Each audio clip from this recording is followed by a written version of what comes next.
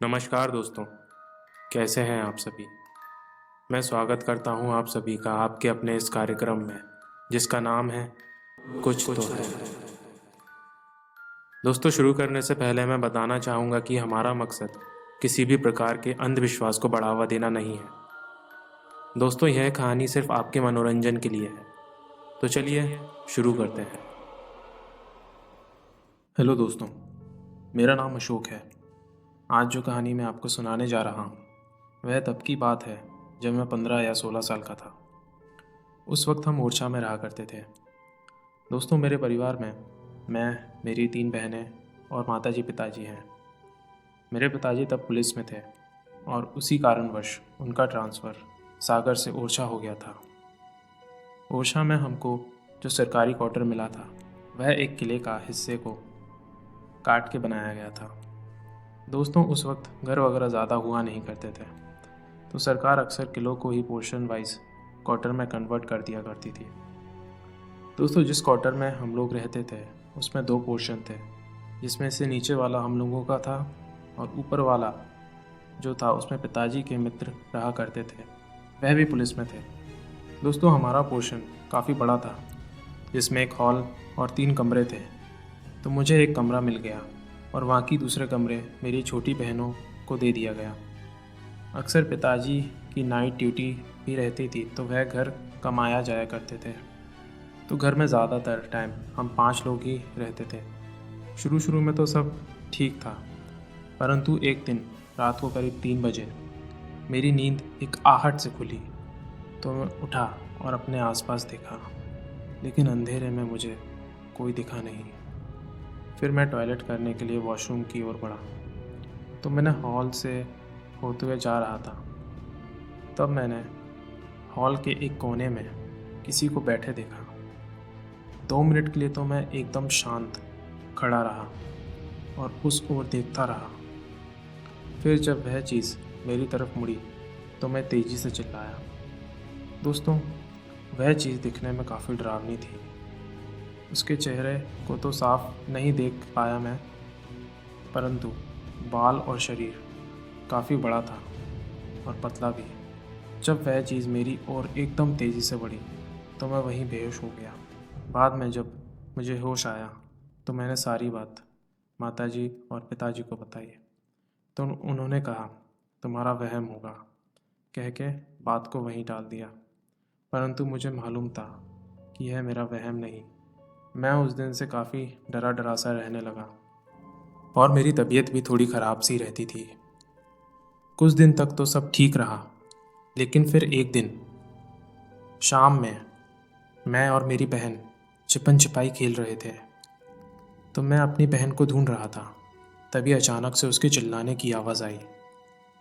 मैं एक पल के लिए तो काफ़ी डर गया था।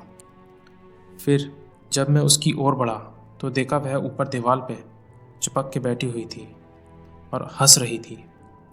यह देख मैं बहुत डर गया था और मेरी माताजी भी यह देख घबरा गई थी और उसको पकड़ने के लिए आगे बढ़ी। तब मेरी बहन बोली, तुझे क्या लगता है कि मैं इसे छोड़ दूंगी?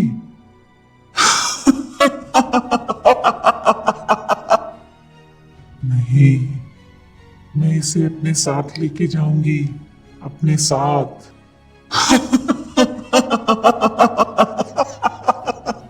यह सुन माताजी तेज तेज हनुमान चालीसा पढ़ने लगी। तभी मेरी बहन ऊपर से नीचे गिरी, उसको काफ़ी चोट भी आई। फिर जब पिताजी आए तो माताजी ने उनको सब बताया और उनसे पास के मंदिर से बाबा को लाने के लिए बोला। हाल ही जाके पिताजी बाबा को भी ले आए। तब बाबा ने बताया वह फिर वापस आ गई, लेकिन कैसे। एक पल को तो कोई कुछ नहीं समझा कि आखिर बाबा क्या बोल रहे थे। फिर उन्होंने पूरी बात बताई कि यह एक चुड़ैल है जो इस लड़की पर हावी हो गई है। अब वो इसको साथ लेके ही जाएगी। यह बात सुन हम सब बहुत डर गए और बाबा से बोले, आप कुछ करें बाबा, इसको बचा लें। और यह बोल के मेरी माँ बहुत रोने लगी। तब बाबा ने मेरी बहन पे गंगा जल डाल के उसको जगाया और पूछा कि तुझे क्या चाहिए और तू क्यों आई है वापस। तब वह बोली, कि पहले मैं इस लड़के पे हावी होना चाहती थी, पर इस पर हो ना सकी। लेकिन ये लड़की काफी कमजोर थी, तो मैंने इसको चुना। मुझे बच्चे बिल्कुल भी पसंद नहीं हैं। मुझे उनसे नफरत है।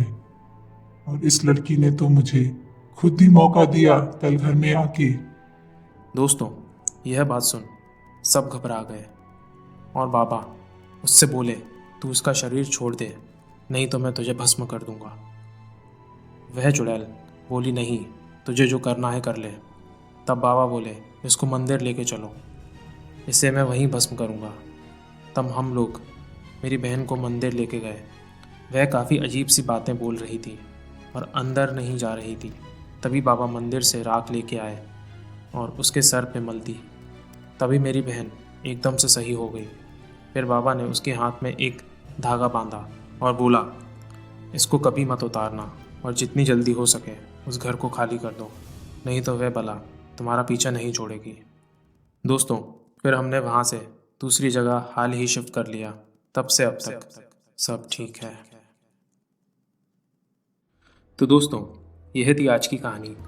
उम्मीद करता हूँ कि यह कहानी आपको पसंद आई होगी। इसे अपने दोस्तों के साथ शेयर करना ना भूलें। दोस्तों, ऐसी ही कहानी सुनने के लिए चैनल को सब्सक्राइब करें और इस वीडियो पे लाइक और कमेंट करके अपना प्यार दिखाएं। दोस्तों, आपका प्यार ही हमारे लिए सब कुछ है। धन्यवाद।